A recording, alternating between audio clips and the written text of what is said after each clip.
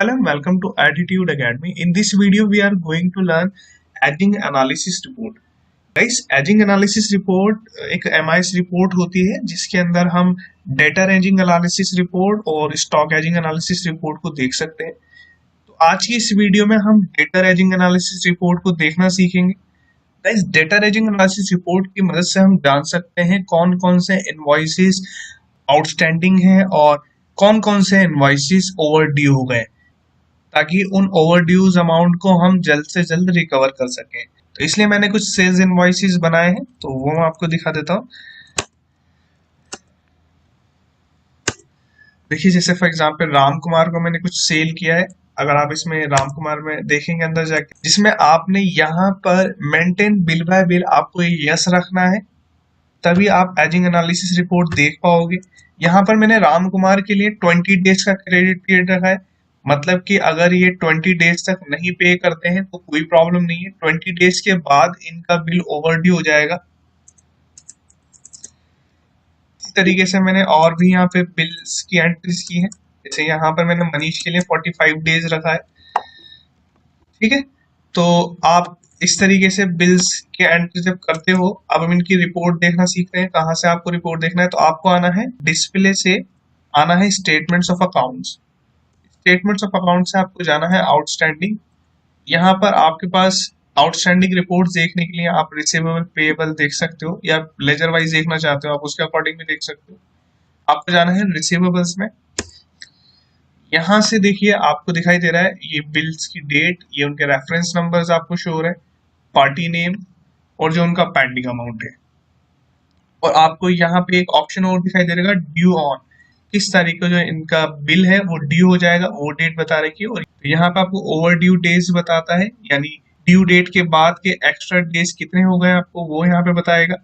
ठीक है, तो जैसे यहाँ पर ऊपर की तरफ आपको दिखा रहा है 1 अप्रैल को। अगर मैं फॉर एग्जांपल यहाँ डेट चेंज करता हूँ और मैं आगे की कोई डेट ले लेता हूँ, जैसे मैंने यहाँ पे 1 जुलाई की डेट ली। देखिए, जैसे मैंने यहाँ पे 1 जुलाई की डेट उठाई तो आपको यहाँ पर ओवर ड्यू डेज बता रहा है कि जो अनूप सिंह का बिल था वो 91 डेज और ओवर ड्यू हो गया है। यहाँ पे उनकी ड्यू डेट थी 1 अप्रैल।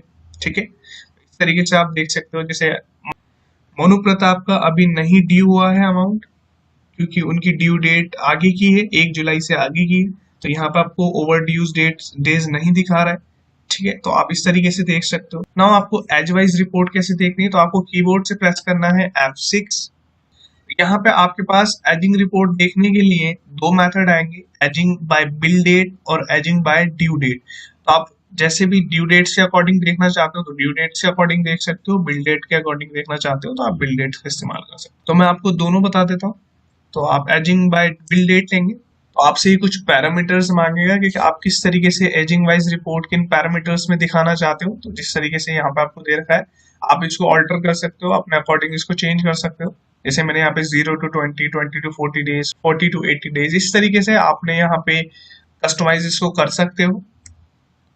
ठीक है, देन आप इसको एक्सेप्ट कराओगे तो आपको कुछ इस तरीके से रिपोर्ट दिखाई दे रही है। यहाँ पर आप देख रहे हैं, जैसे आप देख पा रहे हैं, जैसे हमने पैरामीटर्स सेट किए थे 0 to 20 डेज, 20 to 40 डेज, उसी पैरामीटर्स में ये आपको रिपोर्ट शो कराएगा।